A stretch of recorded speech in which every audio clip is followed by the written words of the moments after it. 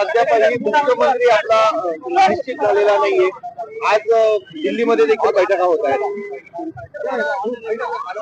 असं आहे की ज्या वेळेला अलायन्स असतं 3-3 पार्ट्याचं किंवा 2-2 पक्षाचं, त्यावेळेला सगळ्यांशी चर्चा करून निर्णय घ्यावा लागतो, समजूत काढावी लागते आणि मग एकत्रितपणे जो आहे निर्णय घ्यावा लागतो, म्हणून वेळ लागतो. काही वेळेला आपल्याला पाहिलेला आपण महिना सुद्धा वेळ लागलेला आहे. त्या मनाने हा वेळ काहीच नाहीये 2-4 दिवसात. आणि मला असं वाटतं की 2-4 दिवसामध्ये आणखी शपथविधीचे कार्यक्रम निश्चितपणे उरकले जातात.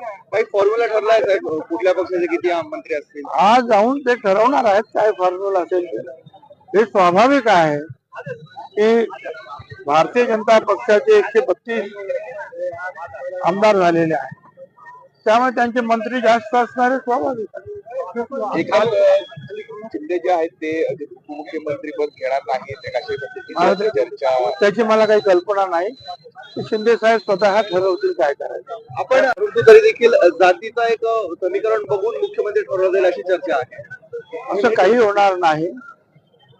असं आहे, 132 आमदार निवडून आल्यानंतर भाजपचा मुख्यमंत्री होणं ही एक स्वाभाविक प्रक्रिया आहे.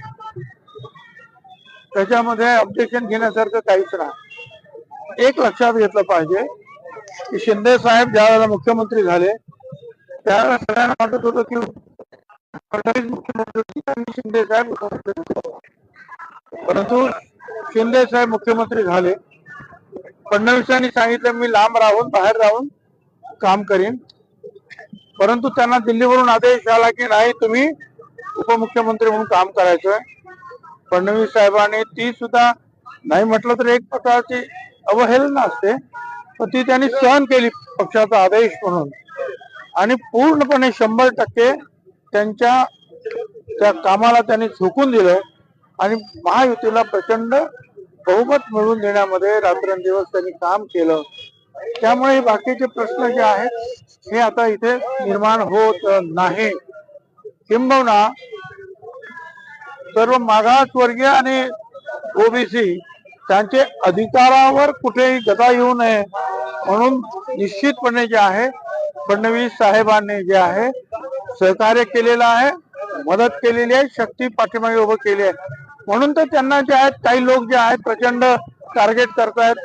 आपण पाहिलं ते होऊ नये म्हणून सगळे निरर्गल जे आहेत सुरू आहे.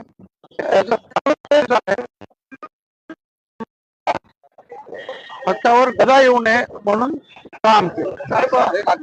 आता मला एक सांगायचं, मशीनवर डाऊट घेता बरोबर आहे. मग मला 56-57 हजाराचं लीड होतं 19 साली आणि जरांगे वगैरे जे आहे माझ्या शेवटच्या दिवशी माझ्या मतदारसंघामध्ये रात्री 2 वाजेपर्यंत फिरत राहिले आणि मला कल्पना होती की याचे हे मतदान जे आहे माझं, जे मला कदाचित 1 लाखावर माझं मतदान जायला पाहिजे होतं, मांजरपाडा पाणी वगैरे, परंतु माझं मतदान मला मताधिक्य कमी झालं 27,000. कशामुळे झालं? कारण जरांगेच्या आवाहनाला प्रतिसाद मिळाला, मला मत मिळाले नाहीत एका मोठ्या वर्गाची. आता मला सांगा ईव्हीएम मध्ये जरा गडबड आहे तर हा सगळा विरोध बाजूला सारून मला सुद्धा 1 लाख मतं मिळायला पाहिजे होती, माझी मतं का कमी झाली? मग हा एक मुद्दा विचारात घेण्यासारखा आहे. बाकी आता हे ठीक आहे. काय लोकसभेला मात्र ते बरोबर होतं, आता चूक आहे ठीक आहे, शोधावे लागतात. कुणाची तरी डोक्यावर खापर फोडायचं असतं. ईव्हीएम एक निर्जीव वस्तू आहे, त्याच्यावर खापर फोडणं सोपं आहे.